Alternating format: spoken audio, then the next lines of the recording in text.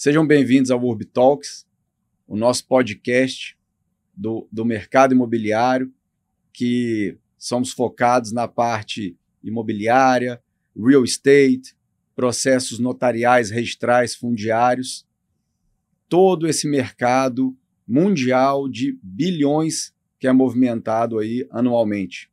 Então, hoje eu tenho a honra, de receber aqui no nosso episódio o desembargador federal Ricardo Machado Rabelo. Dr. Ricardo atualmente é vice-presidente e corregedor do Tribunal Regional Federal da 6ª Região e também foi o coordenador da repactuação do caso de Mariana, que é considerada o maior acordo socioambiental do mundo. Então, doutor Ricardo, para a gente é um prazer, uma honra estar com o senhor aqui. Muito obrigado pela presença. Boa tarde, Bernardo. A alegria toda minha estar aqui e com você e poder contar um pouco, desse caso emblemático da justiça brasileira, que é o caso da repactuação de Mariana. Eu assumi esse caso em 2023 no Tribunal Regional Federal da 6ª Região como relator. E de lá para cá eu vim tentando fazer várias reuniões com os membros que estavam envolvidos na repactuação, o que culminou depois de 1 ano e meio nessa celebração do acordo e que é considerado o maior acordo socioambiental do mundo. Sensacional. Antes da gente começar, eu só queria passar o vídeo, Nós temos um vídeo aí que foi do Jornal Nacional, falando um resumo, do que é o acordo. Vamos assistir o vídeo primeiro para nos posicionar do tamanho do processo, do tamanho do feito que se deu o resultado aí na repactuação. 9 anos depois de um dos maiores desastres ambientais do Brasil, o governo federal, os estados de Minas Gerais e Espírito Santo e mineradoras assinaram um novo acordo para reparar os danos da tragédia de Mariana, em Minas. Perdemos tudo que tínhamos e tudo que tínhamos construído como sonhos, toda a expectativa de vida. Está tudo soterrado debaixo da lama. A tragédia foi em 2015. A barragem de Fundão da mineradora Samarco, controlada pela Vale e BHP, se rompeu, despejando mais de 44 milhões de metros cúbicos de rejeitos de minério de ferro. O desastre matou 19 pessoas, espalhou destruição na bacia do Rio Doce, em Minas, com danos até a foz do Rio, no Espírito Santo, e no Oceano Atlântico. 49 municípios foram atingidos. 1 ano depois, foi feito o primeiro acordo para indenizar as vítimas e criada a Fundação Renova para cuidar das ações de reparação de danos. 9 anos depois, segundo a Advocacia Geral da União, a Fundação Renova só conseguiu indenizar 112 mil pessoas. Hoje, no Palácio do Planalto, o governo federal, estados de Minas Gerais, Espírito Santo, Ministério Público, Defensoria e mineradoras assinaram um novo acordo, agora para a reparação integral dos danos. Nós não queremos que tragédia dessa magnitude, dessa ordem aconteça novamente. Uma das questões mais importantes que nós temos aqui é a possibilidade de evitarmos novas tragédias. Em 2018, o caso foi parar na Justiça Britânica. Uma ação coletiva cobra indenização de 230 bilhões de reais. O julgamento começou esta semana em Londres. O presidente do Supremo Tribunal Federal, Luiz Roberto Barroso, disse que seria ruim para o Brasil se a solução viesse pela justiça estrangeira e, por isso, pediu empenho ao presidente Lula para que as partes chegassem a um acordo. Caberá ao STF a homologação. Se tratava de um acidente ocorrido no Brasil por uma empresa formalmente brasileira e que vitimou brasileiros. Seria muito ruim, não que houvesse nada em si errado, mas seria ruim que a solução desse problema viesse de uma decisão da justiça estrangeira. Não é uma questão de soberania, mas é uma questão de um judiciário que tinha a capacidade de fazer com que esse problema fosse resolvido e superar o histórico de tragédias mal resolvidas na história brasileira. O novo pacto renegocia um acordo firmado em 2016 que foi avaliado como insuficiente para assegurar os direitos dos atingidos a uma reparação justa e satisfatória. O novo acordo também deve garantir a recuperação ambiental de áreas atingidas pelo desastre. A Fundação Renova foi extinta.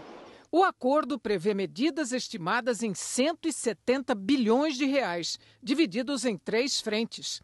38 bilhões que, segundo o governo, já foram pagos pelas mineradoras.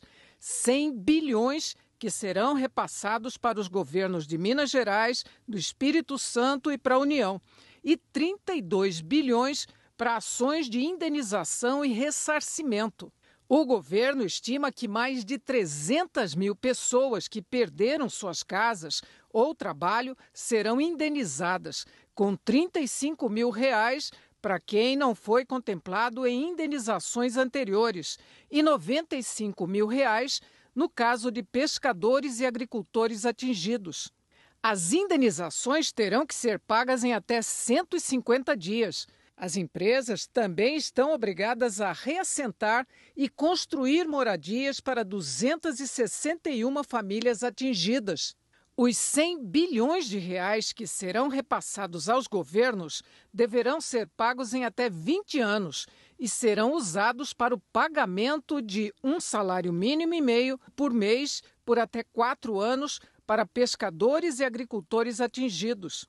Investimentos em programas de geração de emprego e renda, saúde, infraestrutura e equipamentos, além de repasses para o SUS.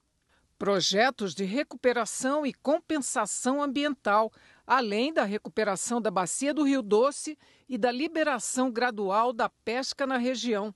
O dinheiro também será usado para investimentos em saneamento básico num fundo perpétuo para enfrentamento das consequências da tragédia, como retirada da lama, recuperação do solo e na infraestrutura dos municípios, na melhoria das rodovias federais da bacia do Rio Doce, e para indenizar e custear políticas públicas específicas para as comunidades indígenas e tradicionais afetadas. Os 49 municípios atingidos também receberão repasses. A gente não recupera a vida das pessoas que nós perdemos. A gente não tem nenhuma possibilidade dessa recuperação, mas a gente pode melhorar o ambiente onde essas pessoas hoje estão vivendo. Estamos aqui hoje corrigindo um erro histórico que foi, acho que bem intencionado, mas que não deu resultado à Fundação Renova. A partir de agora, sim, as obras vão acontecer, as pessoas vão ver que as suas vidas estarão melhorando. Os presidentes das mineradoras estavam presentes, mas não fizeram discursos. O presidente Lula chegou no fim da cerimônia. O primeiro compromisso no Palácio do Planalto, depois da queda no banheiro do Alvorada, sábado. Nessa imagem do repórter cinematográfico Humberto Souza, dá para ver os pontos na nuca.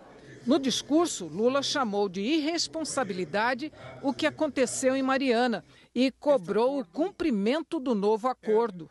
Essa lição que as mineradoras estão tendo, de que ficaria muito mais barato ter evitado a desgraça, eu espero que sirva de lição para outras centenas de lixo que as empresas jogam em represas nem sempre tão bem preparadas ou tão modernas para evitar uma outra desgraça dessa.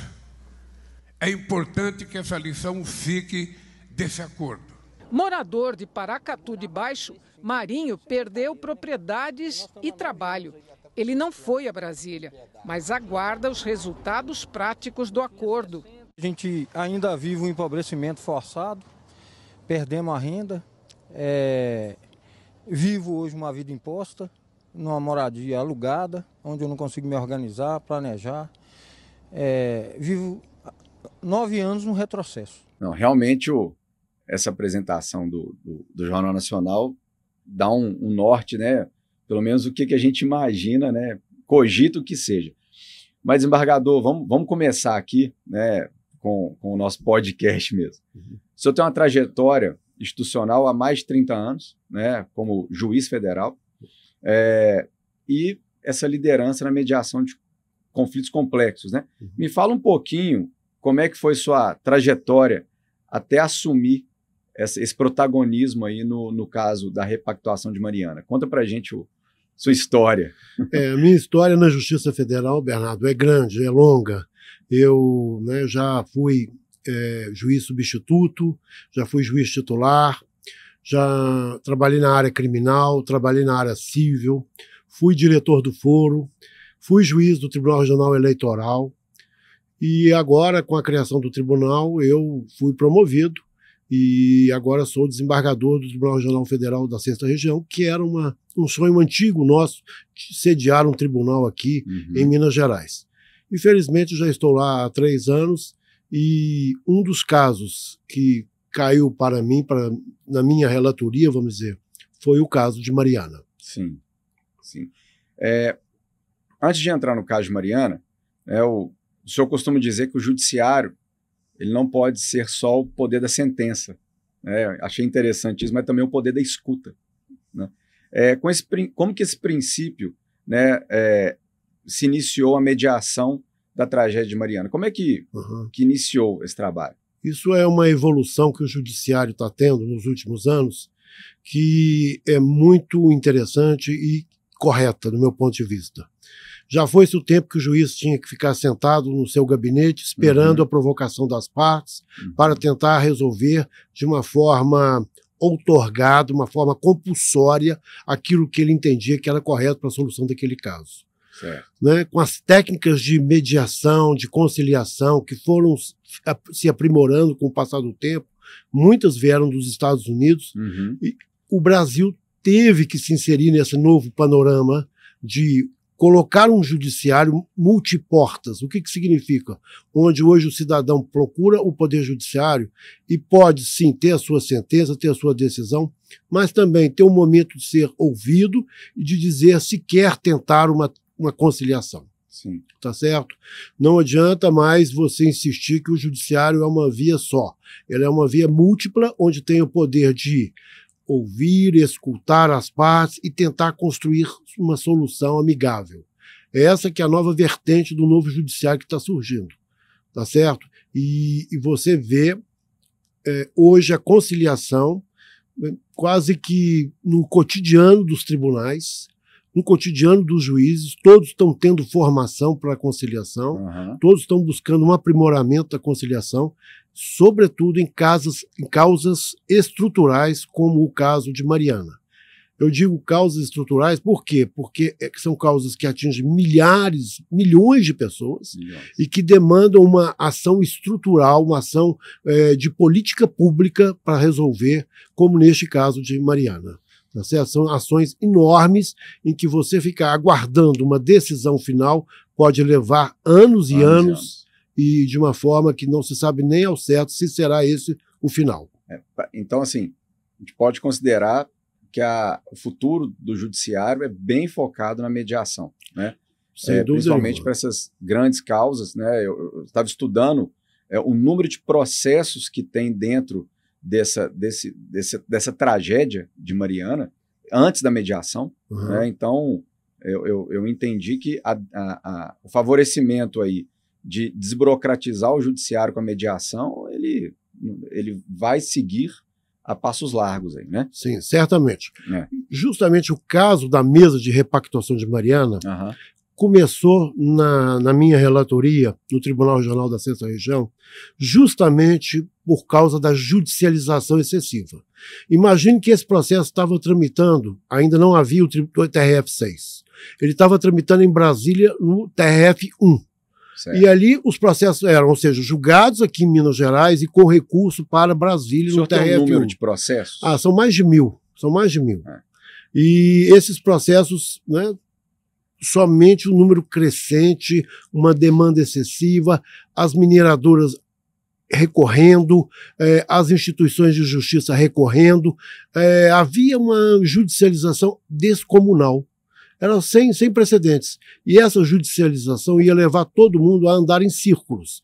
Não ia resolver nada, os atingidos iam continuar como atingidos, e as instituições de justiça tentando buscar alguma coisa, e as empresas se valendo dos mecanismos de lentidão do judiciário para tentar postergar ou complicar a situação, porque não via uma solução concreta, correta. Se seguisse naquele rito ali, seria séculos. Isso, seria anos e anos de demanda, eu tenho uma dúvida muito grande se chegaríamos a uma solução pela via do judiciário que não fosse a repactuação, Então, naquele momento, eu não tive dúvidas. Eu abri um processo, que a gente chama de processo administrativo SEI, no meu gabinete, e chamei todos que estavam até então na mesa de repactuação anterior, porque havia uma mesa anterior no CNJ, só que essa mesa de repactuação não foi adiante, tá certo? N motivos ocasionaram o não acordo naquela época, e quando eu estava no TRF6 e esses processos caíram sob a minha relatoria, eu resolvi reabrir a mesa de repactuação, tá certo? No tribunal. E aí chamei todos os interessados, todas as empresas, instituições de justiça, governos, Minas, Espírito Santo e a União, para uma grande conversa. Quantas instituições presentes aí no acordo? Ora, foram 12 instituições, entre Ministério Público, Defensoria Pública, governos estaduais e a União, e de outro lado as empresas, as 3 empresas, a BHP, a Vale e a Samarco. Ok. E assim, um ponto que me chama a atenção, como é que foi feito as instituições adquirirem confiança? Porque são 12, né, dos mais diversos aí. Como é que construiu? Como é que a mesa começou a construir essa confiança com vários atores aí diferentes? Isso. Né? Foi um processo lento e gradativo, porque na medida que eu ia conhecendo cada um, e conhecendo as dificuldades, as suas reivindicações, eu ia aproximando uma parte da outra. A mediação ou a conciliação é um processo crescente de confiança adquirida, que você adquire.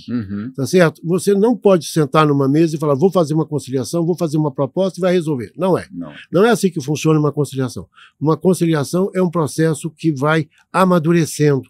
As pessoas têm que ter confiança no mediador e nelas próprias, tá certo? E nos seus, vamos dizer, que estão do outro lado da mesa, nos seus oponentes. É preciso que se construa um ambiente de conciliação. E foi isso que eu fiz no caso de Mariana. Foi com o passar do tempo, eu fui mostrando a todos que nós... Quanto tempo? Que foram 1 ano e meio de reuniões, muito rápido. 1 ano e meio, muito rápido. Com reuniões frequentes, toda semana. Toda semana eu tinha reuniões em Minas Gerais, no Espírito Santo, muitas no Distrito Federal, e muitas só com as empresas, muitas só com o poder público, muitas reuniões remotas também, por meio do Teams. E foi assim, foi um momento... Tinham momentos ótimos, que a gente costuma dizer, onde as partes realmente conseguiam se entender, mas tinha momentos dificílimos que não havia o consenso, e aí eu tinha que atuar para acalmar os ânimos, para serenar os ânimos e poder voltar com todos para a mesa. E forçar também uma iniciativa, porque para não entrar no mérito de fazer aquele jogo, né, vamos circular o processo da mediação. Então, eu acho que também essa iniciativa, não forçada, mas essa iniciativa fala, olha, eu preciso que você se posicione, a parte, né? Então, a mediação chega a esse ponto que preciso, né? Isso. Como eu disse, é um processo de construção, né? De confiança. E é preciso que você também veja que você tem que atuar ali, o mediador, de forma técnica e jurídica. Por quê? Porque eu desde o início disse que eu ia presidir essa repactuação, mas de forma técnica e jurídica. Técnica, porque eu iria seguir à risca e seguir os princípios da mediação, que são da confiança, confiança recíproca, né, do sigilo, das conversas, né, na decisão informada, da boa-fé, da transparência. Tá certo? Todos esses princípios que norteiam as conciliações eu segui rigorosamente.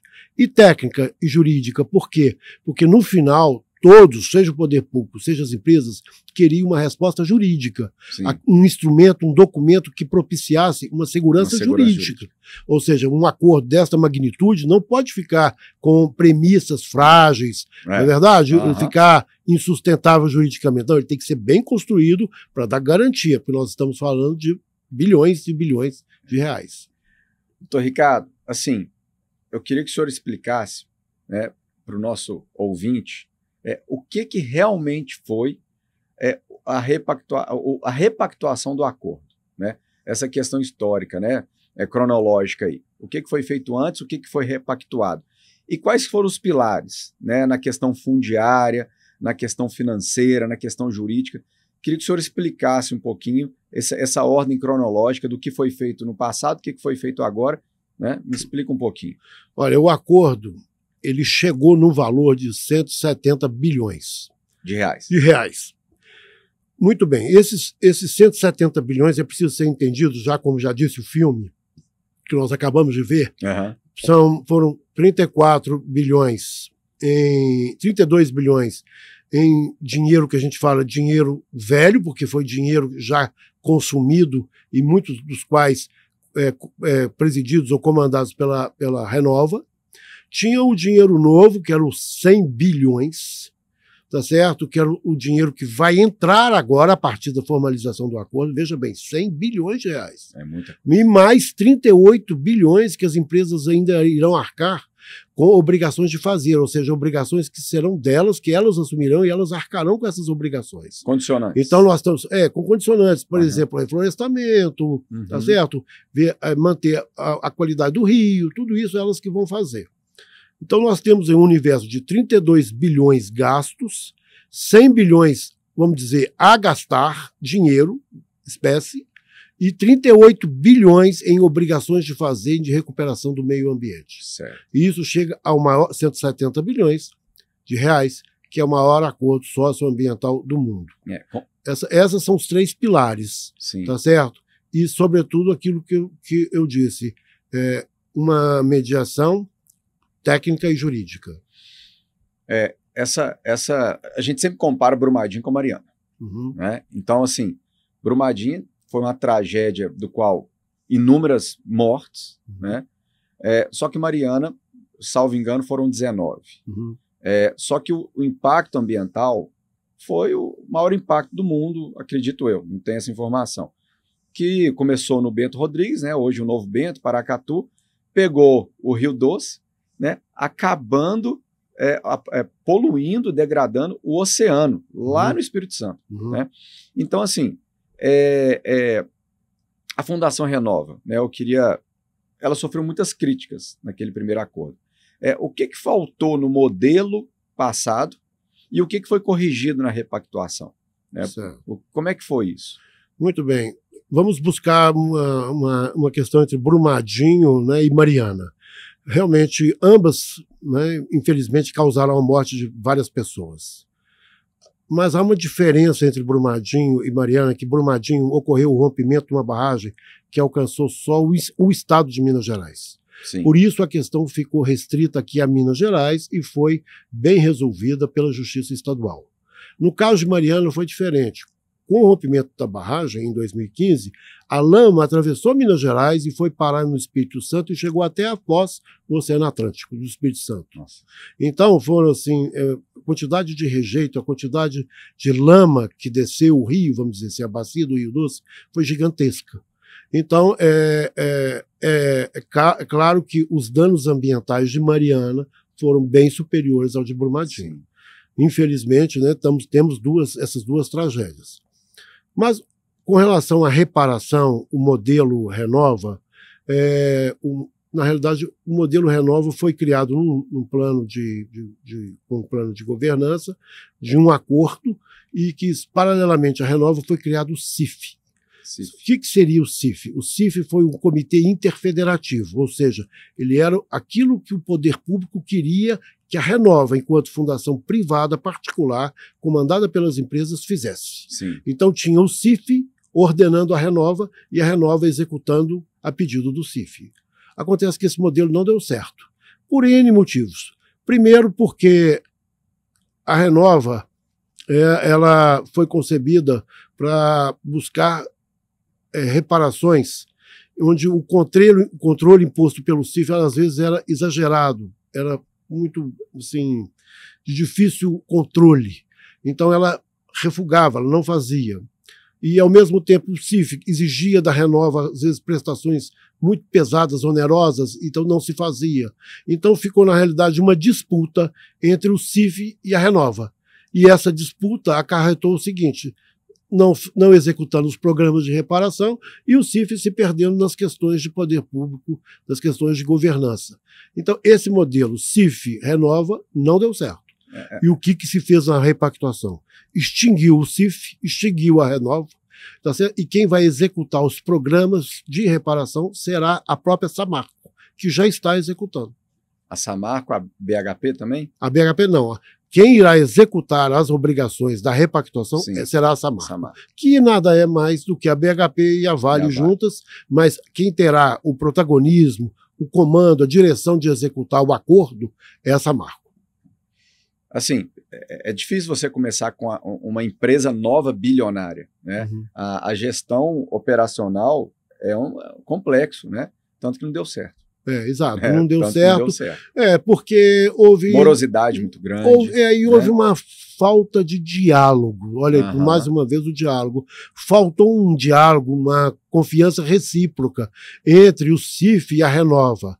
Em dado momento, eles começaram a brigar, como se fosse o gato e o rato. Sim. Começaram a brigar, e aí um brigando com o outro, e os objetivos para os quais ambos foram criados foram relegados. Então, lamentavelmente, é um modelo que não vingou. Hoje o modelo não tem mais CIF, não tem mais Renova, o que tem hoje é a Samarco assumindo as suas obrigações e está indo bem. Está indo bem. Ela está hoje responsável pelas indenizações individuais. Isso aí é uma questão que é muito importante da gente tocar nesse assunto. Qual foi a data da assinatura do acordo, a repactuação? A repactuação foi assinada no dia 25 de outubro do ano passado, numa cerimônia no Palácio do Planalto, né, e muito emocionante, porque todos ficaram muito emocionados com o fato de termos alcançado esse acordo, né, dessa mesa de repactuação. Isso é um feito para a justiça brasileira, né? Sem dúvida nenhuma, isso aí é o maior acordo socioambiental do mundo, e bom que foi resolvido, como disse o ministro Barroso, foi resolvido pela justiça brasileira, né, e o próprio Supremo Tribunal Federal acabou homologando esse acordo à unanimidade por seus 11 ministros. Isso mostra a força do acordo que o acordo tem hoje. Não é um acordo qualquer, é um acordo que foi homologado. Ele virou título executivo com força a ser aplicado por uma decisão do Supremo Tribunal Federal. Isso tornou esse acordo um modelo internacional, não tem dúvida. Sem dúvida nenhuma, esse acordo não tem nada igual, não tem nada semelhante, e serve sim, a gente pode dizer com certo orgulho que a gente pode ser referência sim para outros países em causas estruturais, por exemplo, essa causa de rompimento de barragem, que nós temos um caso que nós conseguimos alcançar uma solução conciliatória num caso emblemático. Sim, esse acordo ele tem que ser divulgado a nível internacional. Você tem, por exemplo, a ONU, né? A ONU tem que entender melhor, divulgar, porque isso é um case que dá até uma segurança maior, né, para o planeta, da possibilidade de se fazer um acordo, né? Exatamente. Tivemos, eu me lembro, estou lembrando aqui agora, tivemos no Havaí, né, a erupção de um vulcão, né, o acordo, não existia um acordo, por mais que seja um país de primeiro mundo, mas eles não adotaram, talvez copiando realmente o que deu certo, né, faça sentido.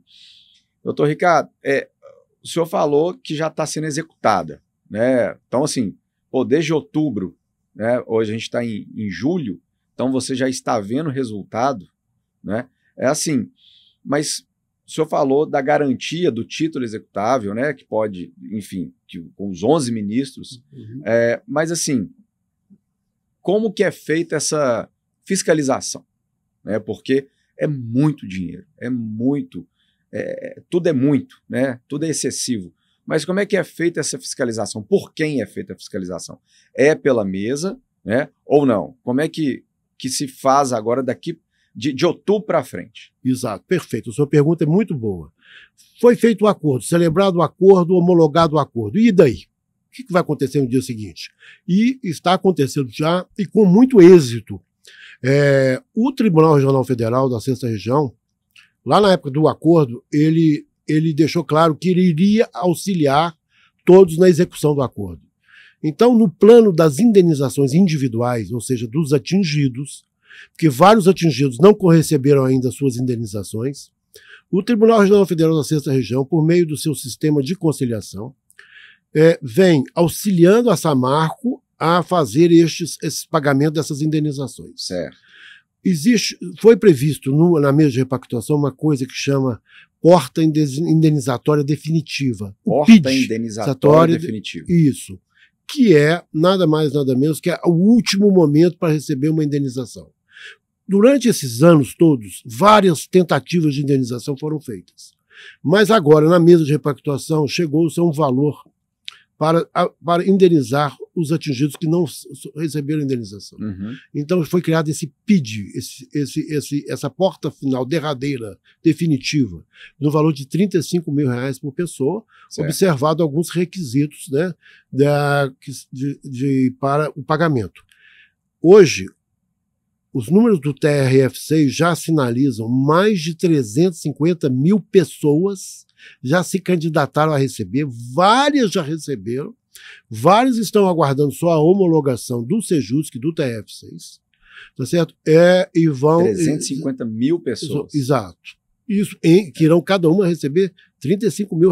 Certo. Isso então, uma família, por exemplo, um núcleo familiar que tem 4 pessoas, cada um recebe 35. Cada uma recebe 35. Tá. Isso muda a vida das pessoas. Muda. Ajuda a vida das pessoas. Volta demais. A vida das pessoas. Volta a vida das pessoas. Então, assim, é um valor significativo.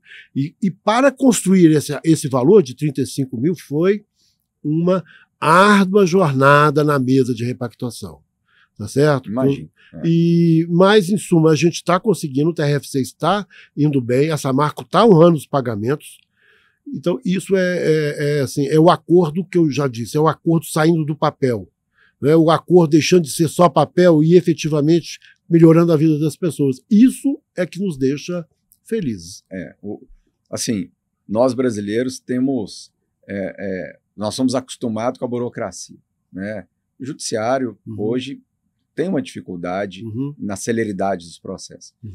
Então, assim, o que me chama a atenção nesse acordo é a celeridade e agilidade que está acontecendo, porque uma coisa é você fazer o acordo em 9 meses, né, já vê o resultado, o filho está nascendo, passou os 9 meses aí. Exato. E assim, já recebendo, né, já tendo o trânsito em julgado ali, vamos falar assim, a definição ali, o recebimento da população, vida nova, vamos correr para frente. Então isso para a gente realmente, volta a falar, um case de sucesso, já do resultado.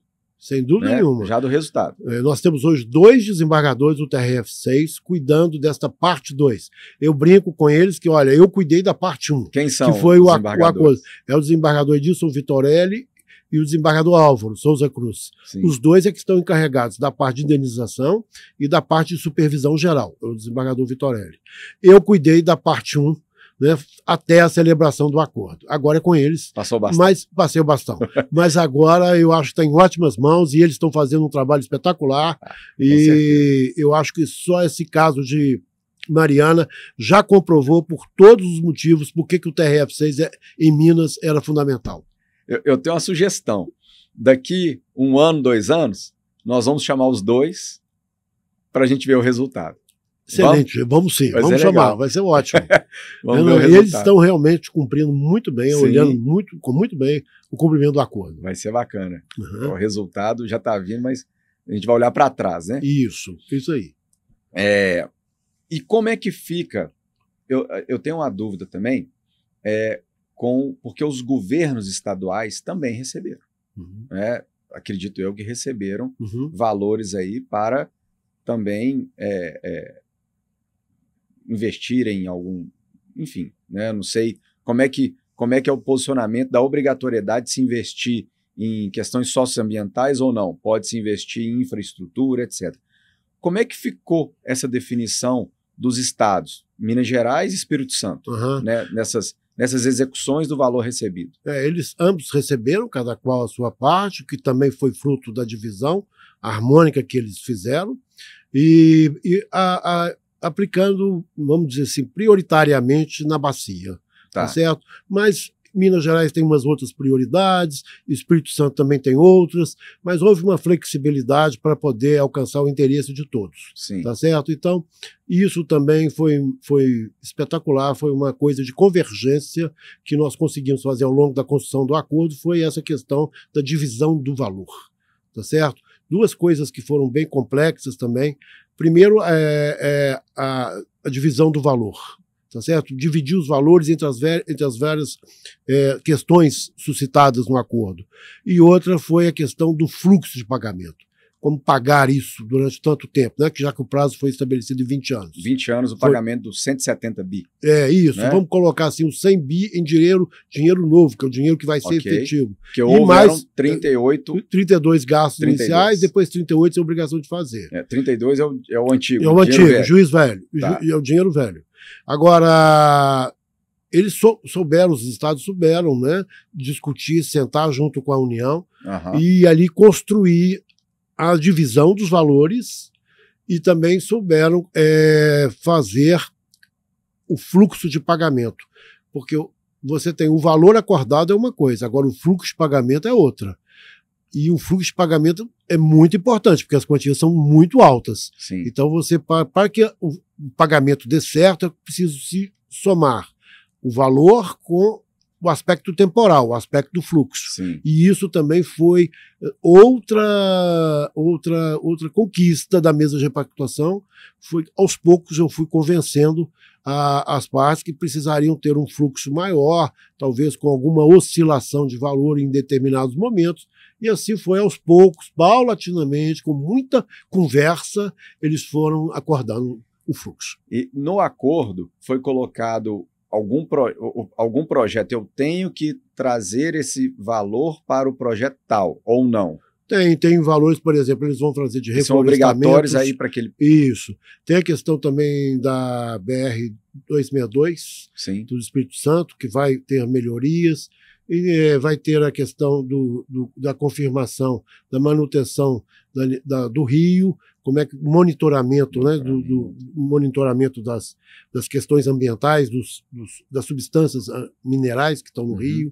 E há uma série de projetos que foram contemplados, que eles vão realmente monitorar, que pode ser monitorar a questão ambiental. Doutor Ricardo, nós fizemos no passado, né, o último episódio do Urbitalks, nós falamos sobre povos originários, quilombolas, né, e falamos muito do CLPI, Consulta Livre Prévia Informada dessas comunidades. Houve no acordo alguma diferenciação dos povos originários que foram afetados dos demais ou não? Isso aconteceu de uma forma normal entre todos, não houve essa diferença? Não, eles foram contemplados. Nós abrimos várias mesas de negociação ouvindo os interesses dos povos e comunidades tradicionais, dos indígenas quilombolas. Eles estiveram, por seus representantes, sentados na mesa, tá certo? Seja representante dos quilombolas, dos índios, das comunidades tradicionais, todos sentaram na mesa com seus representantes, não com eles propriamente, porque era impossível.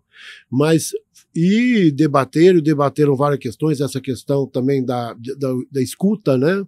E no final, vamos dizer, o percentual destinado a eles foi excelente, foi mais de 6 bilhões, quer dizer, é um valor bem grande, um valor bem alto, bem significativo, e que o mais legal é que eles próprios vão definir como vão usar esses valores, tá certo?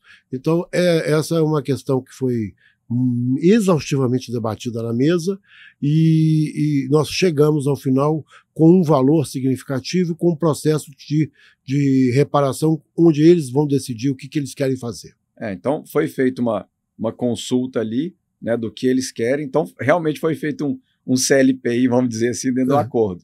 Foi. Eles foram contemplados, sim, e vão ter liberdade para escolher como gastar, como desfrutar, vamos dizer assim, desfrutar desses valores. Eu pergunto isso porque hoje uma grande falta de entendimento, né, nessa questão fundiária é a questão dos povos originários. Você tem o processo do RTID, o Relatório Técnico de Identificação e Delimitação, que muitas vezes é exigido o CLPI no início da portaria, né, a portaria publicada, e não no trânsito em julgado. Trânsito em julgado. Então, por isso que eu estou vendo perguntar essa questão. Mas foram beneficiados, sim, e com um valor bem significativo. Doutor Ricardo, passando para a próxima pergunta aqui, a Justiça Federal, qual que é o papel que o senhor enxerga nas questões territoriais, né, voltar dentro aí do acordo, na questão mais sustentável e menos litigiosa? Então, assim, as questões territoriais que aconteceram no acordo, né, a mediação, ela conseguiu colocar o litígio dentro da mediação e indo com um foco mais voltado na sustentabilidade. Isso. Então, assim, o que o senhor enxerga, né, a construção de soluções daqui para frente, fundiárias, né, quando há um processo litigioso? Qual que é a visão que o senhor tem? Eu acho que é aquilo que eu disse até no início do programa, Bernardo. Você, nessas questões, né, que envolvem tantas pessoas e questões fundiárias também, a conciliação é o melhor caminho, é a melhor solução. O caso de Mariana deixa isso assentado de que é preciso dialogar, conversar e resolver. Acho que a Justiça Federal tem um papel importante, sim, porque onde houver um interesse federal aí da União, das empresas públicas ou das autarquias, quaisquer que sejam elas, haverá um interesse federal.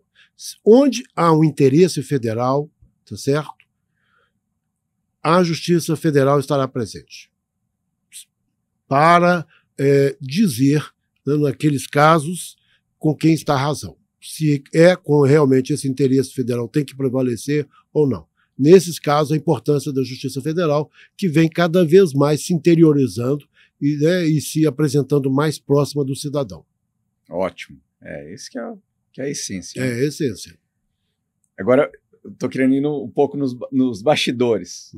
Para a gente quero entender um pouquinho o que aconteceu lá na porta fechada, né, que tem a questão do litígio na mediação, mas quais que foram os momentos, não falo só na assinatura do acordo, mas assim, os momentos mais marcantes, né, a questão, os momentos emocionantes, os momentos que realmente virou a página na questão jurídica, técnica. Como que o senhor sentiu ali durante alguns fatos, né, que emocionalmente chamam a atenção ali? Olha, eu tive vários momentos difíceis, porque o mediador ele tem que ser o responsável pelo cronograma dos trabalhos e pela direção dos trabalhos. Então, é o mediador que diz, podemos avançar ou podemos recuar, tá certo? E o cronograma, o que nós vamos enfrentar e quanto tempo nós dispomos para poder enfrentar esse tema.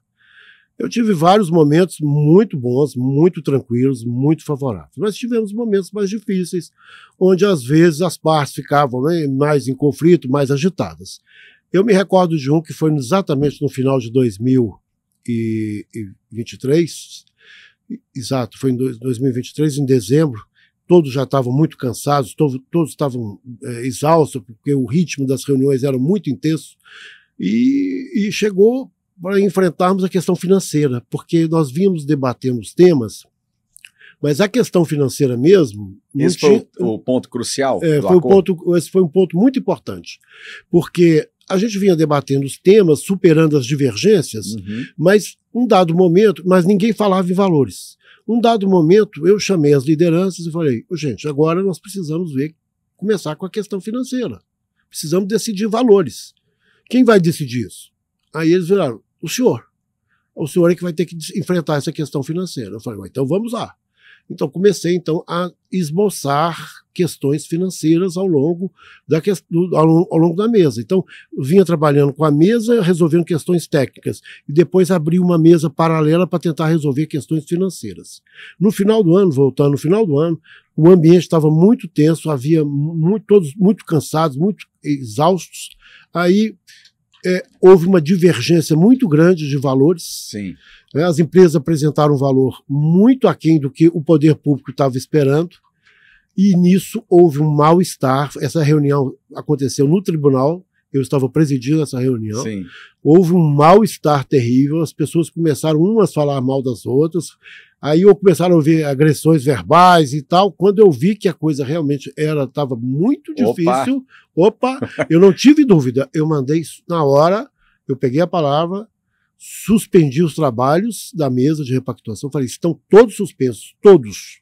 A partir de agora eu quero todo mundo pode ir embora, pode cuidar da sua vida, final de ano está chegando, dezembro está aí, um bom ano novo para todo mundo, um bom recesso, e eu volto a falar com cada um separadamente a partir de janeiro.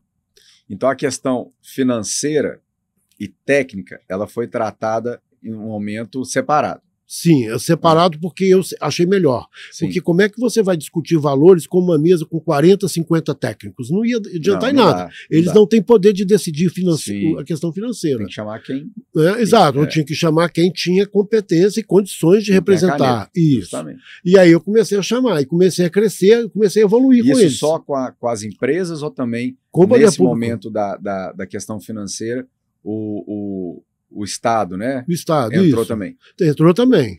Nós começamos a fazer reuniões com o poder público, separado, depois com as empresas. Aí eu comecei a ver as diferenças numéricas que eles estavam querendo, as empresas querendo chegar a X, o poder público querendo pagar Y, querendo Y. Então, assim, aí começaram a surgir algumas divergências. E quando eu levei para a mesa geral, em dezembro, tentando ver, então, vamos fazer a proposta, vamos tentar resolver isso, vamos começar a resolver isso, aí houve esse mal-estar, que eu não tive dúvida de encerrar a mesa. Eu fiz a melhor coisa que eu podia ter feito naquele momento foi suspender os trabalhos. Todos acharam que eu... Paralisou quanto tempo? Eu paralisei quase que uns 30 dias. Uhum. Eu só voltei a conversar com eles no final de janeiro, porque eu sabia que muitos ainda estavam de férias, que o estremecimento tinha sido forte, sim, e que não era bom eu tentar ainda voltar a reaproximar para reaproximar. Então eu usei uma técnica de conciliação que é, primeiro ouvir uma parte separada da outra, aí ouvir a outra parte separada da outra. E aí gradativamente eu fui criando as condições onde que cada um queria discutir com o outro novamente. Sim. Aí esse foi o trabalho da mediação. Sim. Esse é um trabalho de formiguinha mesmo. Você acha que esse assunto a gente pode trocar? Não, esse assunto por enquanto ainda conversava não. Com um, podemos. Conversava com o outro, agora vamos juntar. E conversava com um, voltava com o outro e tal. E assim teve. Você foi o psicólogo. Foi, o mediador é um psicólogo. É o psicólogo. É um psicólogo porque é uma terapia de casal. Vamos conversar com a esposa, com o problema, conversar com o marido, agora vem cá. Exato, vamos aí você conversa, aí começa a fazer as pazes. Mas também não é todas as pazes que seguem em frente e termina bem. E de repente volta a se estranhar. Então aí eu volto a sentar com eles. E momentos quando, por exemplo, os valores das empresas foram começando a melhorar. Uhum. Aí eu comecei a achar que a coisa estava evoluindo. E realmente estava evoluindo.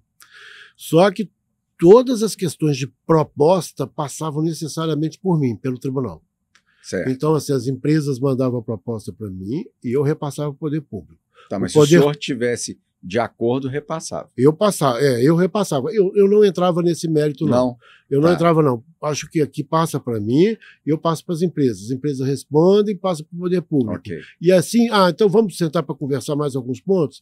E assim ia. Foi assim que foi reconstruindo aos poucos esses momentos. E aí, no final, vamos falar assim, quando se deu a questão de valores, né? Que aí foi repactuado, né? Ok, tá fechado o valor. Uhum. Esse foi o último... 100 bilhões. 100 bi. Uhum. E quando foi finalizado os valores, então a repactuação dependia disso e vamos fechar. Ou tinha algum outro ponto após os valores? Tinha a questão do fluxo de pagamento. Fluxo de pagamento. Fluxo de pagamento. Porque chegamos no valor. Vamos pôr de 90 a 100. Pode acontecer. De 85 a 100 pode acontecer. Ótimo. E o fluxo? Durante os 20 anos. Os fluxos é o pagamento dos 20 anos. Uhum. Mas como vai ser esse pagamento? Vai ser linear? Vai ser através de um movimento de para baixo e vai subindo e vai voltando a ser linear? Então, assim, tem várias formas de você fazer um pagamento, né? Por entrega. Por entrega, por alguma outra coisa. Então, assim, foi criado e ali também foi difícil criar o fluxo, porque 5 anos foi cogitado, 10 anos foram cogitados, 15 anos foram cogitados, 20 anos no final era o que as empresas sustentavam que podia, e eu tentei mesclar 10 com 20, com 15, tentando criar soluções, porque o mediador também tem que ter a criatividade do lado dele, ele tem que ser criativo. Tem que sugerir. Isso, tem que sugerir, já que, olha... Porque tem muita coisa que, por uma questão estratégica, eu não quero falar. Né? Então, o mediador tem que falar, não, espera aí. Né? Isso, ele usa a criatividade para falar, não, vamos buscar aqui, poxa vida, no primeiro ano, 4, 5 e 6 bi, né? Vamos dizer assim, 6, 5 e 7, você vai criando, vai jogando na mesa números, são bilhões. Né? A mediação, ela pode, nesse caso, dar a entender que é uma negociação. É uma negociação. O mediador, ele está negociando ali para chegar num valor, forma de pagamento. É um negócio. Vamos fechar o negócio. Fechar o negócio. E é um negócio dessa magnitude, não era, né? Não dá para errar. Eu tive momentos, você falou em momentos interessantes, momentos delicados da mesa. Eu tive algum momento também que eu tive a colaboração de um juiz federal, doutor Daniel Carneiro, e Daniel Castelo Branco, perdão, e ele me ajudou demais, porque ele foi conduzindo algumas mesas para mim e eu pude ficar mais solto para conversar com as mesas que tinham poder decisório. Tanto é que eu criei um grupo decisório. Esse grupo decisório é que tinha as condições de bater a mesa e fechar os valores, e prazo, e fluxo. Então, assim, teve momentos que eu tinha 2, 3 mesas acontecendo, ou 4, as empresas reunidas, as empresas discutindo questões técnicas, as empresas discutindo questões financeiras, da mesma forma o poder público. O poder público técnico conversando com o corpo técnico das empresas, e a parte financeira comigo, e assim, então era realmente não era fácil. Complexa. Era complexo, era o dia inteiro por conta disso.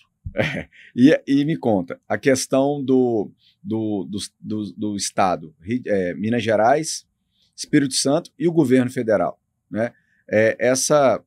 Acredito que você tem uma secretaria específica no governo para tratar, né, da mediação realmente entre as 3 partes.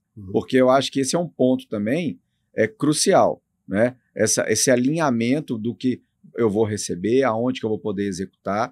Então, acredito que também a mediação teve uma grande parte entre os estados, né, para se definir o que cada um recebe, como e aonde que eu vou poder investir aquele valor. Né? Uma coisa fundamental foi que tanto a União, quanto o Estado de Minas, quanto o Estado do Espírito Santo, estavam 100% de acordo que tinham que resolver isso pela mesa de repactuação. Tá certo? Então, se um esboçasse que não estava satisfeito, que não queria ficar, não ia para frente. Todos estão convergindo nesse ponto. É a mesa de repactuação, é que nós vamos resolver o problema. Agora, é preciso destacar também que a qualidade das pessoas, dos interlocutores que estavam representando a União, representando o Estado de Minas, representando o Espírito Santo, foi decisiva também, porque foram pessoas muito bem postadas, que sabiam defender os interesses, muito competentes, e foram essas pessoas que souberam construir dentro do poder público uma união que vamos dizer, que confrontasse com a união das empresas. Eu sou de Minas, eu acompanhei no governo a Luísa Barreto, no governo de Minas, participou, né, eu vi o trabalho que ela fez, a equipe dela também, não me recordo os nomes que participaram, mas cada governo com a sua atuação, né? Todos foram muito competentes e aguerridos e souberam defender o interesse público. Ótimo. Doutor Ricardo, a gente está... Agora vamos olhar para frente. O acordo está muito bem explicado, a gente conseguiu entender aí o papel ímpar e único, né? Que não é ímpar, não é único, que a Justiça Federal fez. Né? Eu entendo que sem o senhor, sem a Justiça Federal, na minha opinião, a gente iria voltar para séculos tentar resolver. Eu não acredito em décadas, né? Mais de 1000 processos dessa magnitude. Então, assim, o que o senhor entende de legado pessoal e institucional para a justiça brasileira, para a Justiça Federal, dessa mediação, né? Essa mediação histórica aí? Eu tive a oportunidade, Bernardo, de falar um pouco sobre esse caso para os alunos da pós-graduação da UFMG. Eu fui convidado para falar um pouco do caso, contar isso que eu estou te contando aqui, e eu disse a eles, vocês como estudiosos do direito, vocês como, né, que são pessoas que estão pensando todos os dias sobre o direito, sobre as mudanças do direito, sobre os avanços da sociedade e suas repercussões no direito, eu acho que fica aqui um legado que nós do TRF6 deixamos para vocês. Vocês têm que trabalhar esse caso de Mariana, vocês têm que pesquisar esse caso de Mariana, pesquisar como eu atuei, como os representantes do poder público atuaram, como os representantes das empresas atuaram. Vocês têm que fazer uma pesquisa, um estudo disso para saber se foi a melhor forma, poderia ter sido em um tempo menor, poderia ter envolvido mais pessoas, devia ter chamado mais atingidos, porque os atingidos, na minha concepção, foram representados pelas instituições de justiça. Sim. Né? E, em suma, assim, poderia ter tido a figura do mediador público com um mediador privado, com um mediador juiz, quer dizer, ao invés de fazer reuniões que eu fiz com 40, 50 advogados, 60 técnicos, eu fiz audiências assim inacreditáveis com várias e várias pessoas. E esse é o legado que vai ser estudado. Foi a melhor técnica usada? Foi satisfatório? Eu fico feliz porque fizemos um acordo, quer dizer, foi positivo. O resultado chegou. O resultado chegou. Agora, resta saber se o caminho percorrido foi o melhor.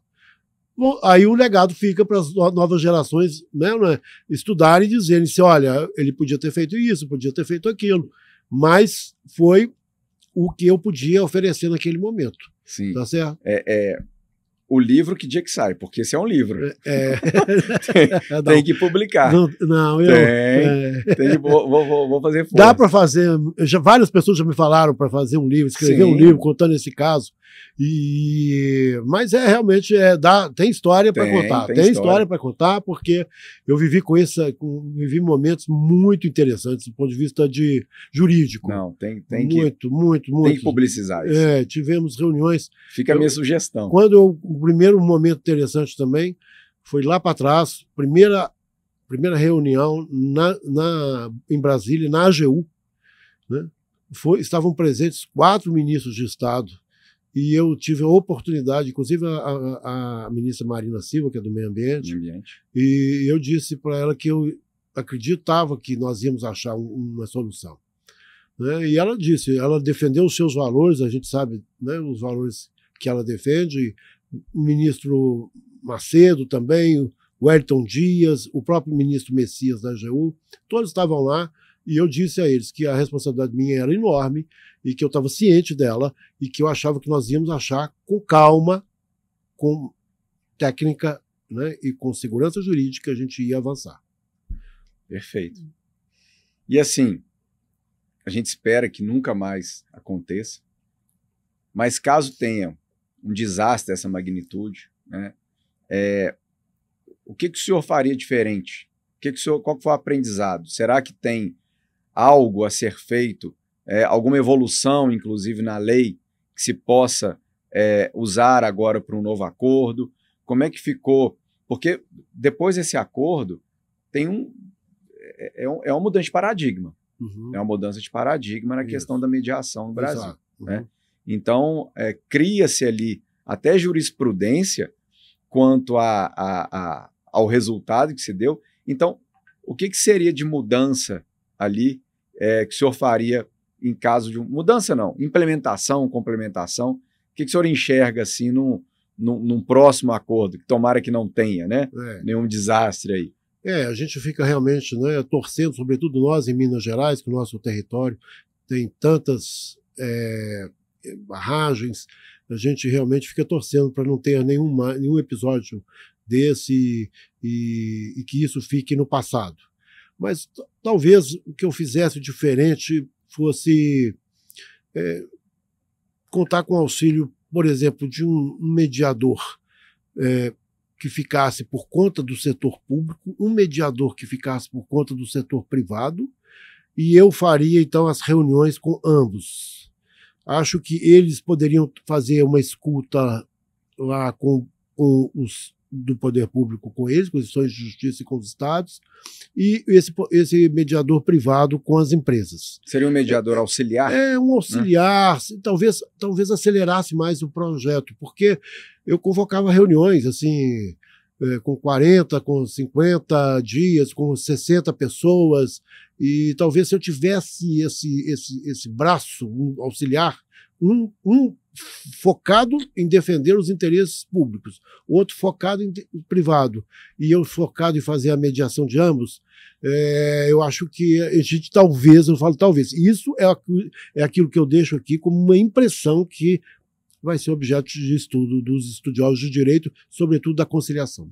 O que eu fico pensando é como que numa reunião com 60, 90 pessoas consiga sair uma definição para um próximo passo. É complexo, né? É complexo. É complexo. Então é aquilo que eu tinha um calendário, tinha um cronograma muito firme, e esse calendário era feito em comum com eles, com todos.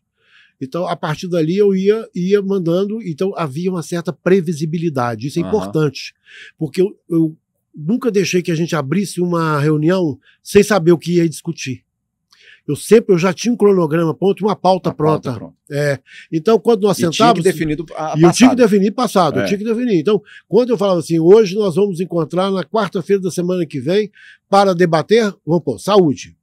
Tá. E na quinta-feira nós vamos debater a pesca.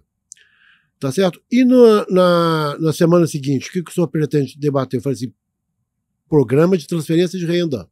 E o outro, limpeza do rio. Tá certo? Outros, GACs.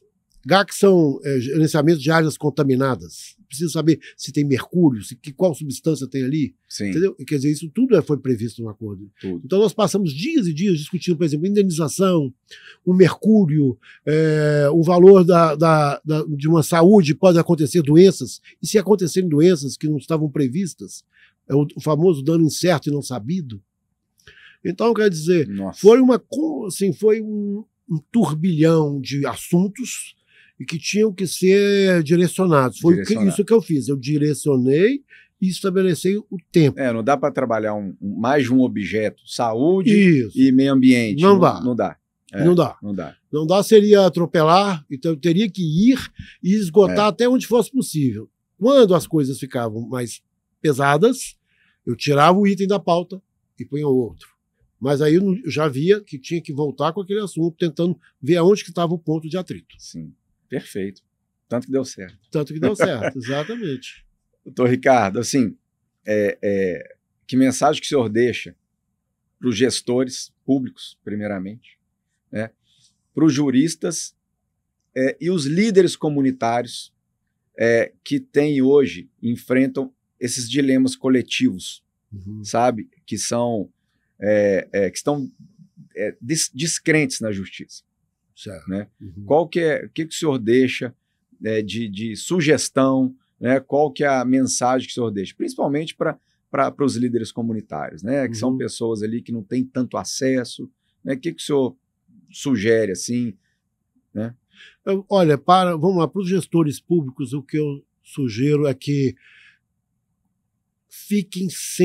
continuem sempre em formação, em preparo, porque eles têm que estar, o gestor público hoje tem que estar continuamente se preparando para poder enfrentar situações, às vezes, inusitadas e que acabam acontecendo. Por exemplo, essa questão de Mariana pegou a todos de surpresa, ninguém sabia como resolver isso, tentaram por anos tentar resolver, foram feitos vários termos de ajustamento de conduta que não deram certo, quer dizer, o modelo que foi concebido, CIF, Renova, não deu certo, e houve uma letargia, uma morosidade, ninguém enfrentava o problema. Uhum. Então, o gestor público tem que continuamente se aprimorar, tá certo?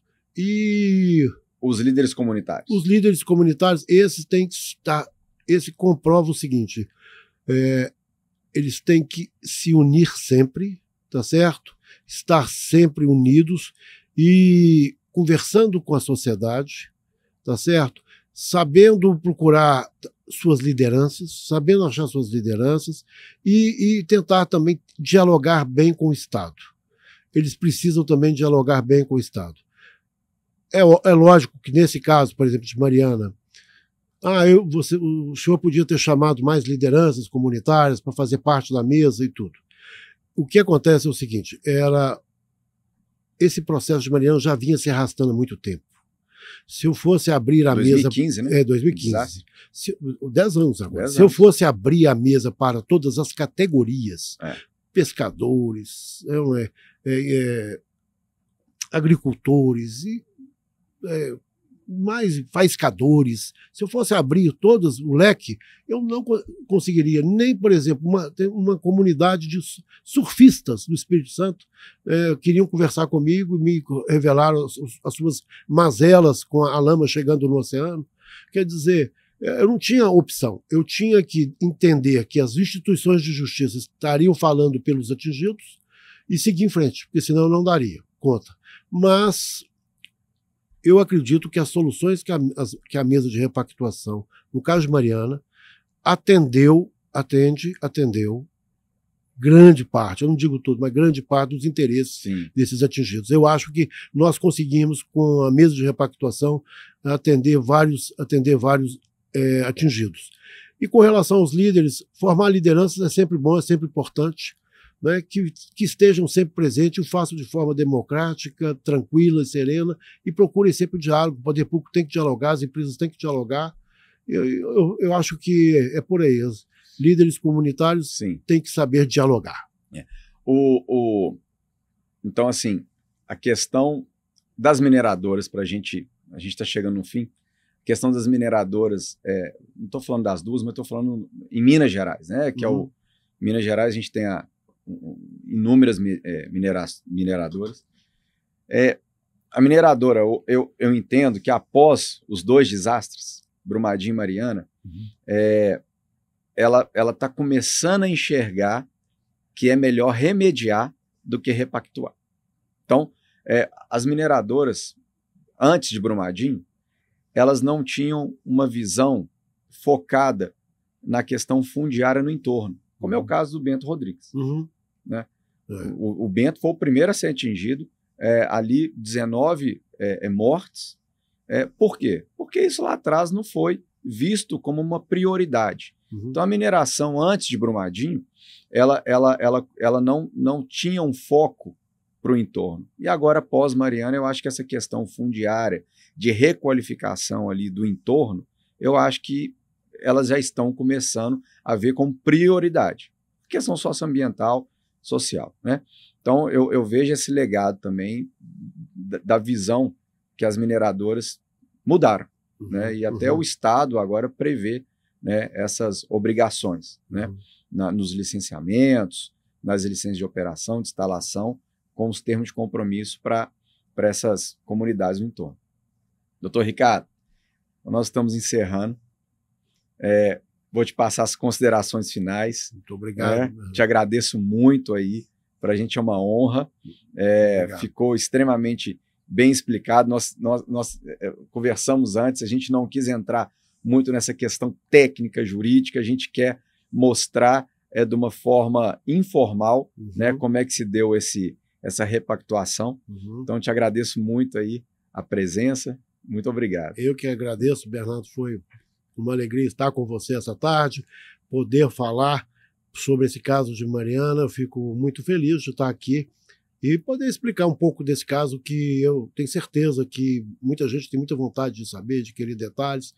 Mas, voltando ao que você falou inicialmente, esse caso de Mariana, ele deixa um importante recado para as mineradoras. É preciso prevenir, tá? Como descomissionamento das barragens, é preciso fazer isso, reestruturar as barragens, é preciso tomar cautela com o meio ambiente, é muito melhor, tá certo, prevenir do que gastar bilhões em indenizações futuras. A conta é melhor, né? A conta certamente é melhor, e eu tenho certeza que as mineradoras se atentaram para isso. Sim. Eu, no caso dessas empresas, eu disse no ato de quando nós fechamos o acordo, né, na noite do dia 24 de outubro, foi quando nós fechamos o acordo, nós estávamos todos reunidos, isso era altas horas da noite, e eu disse lá, expressando a minha felicidade, eu disse para elas todas,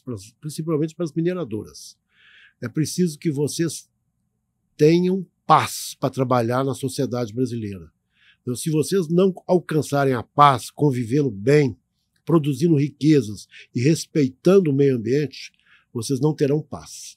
E o que o Acordo de Mariana fez para elas foi proporcionar a paz no caso de Mariana. É isso. Excelente. Um abração, muito obrigado. Pessoal, então, mais um podcast do Urb Talks. Agradeço a todos aí a audiência e até breve, um próximo aí. Um abraço.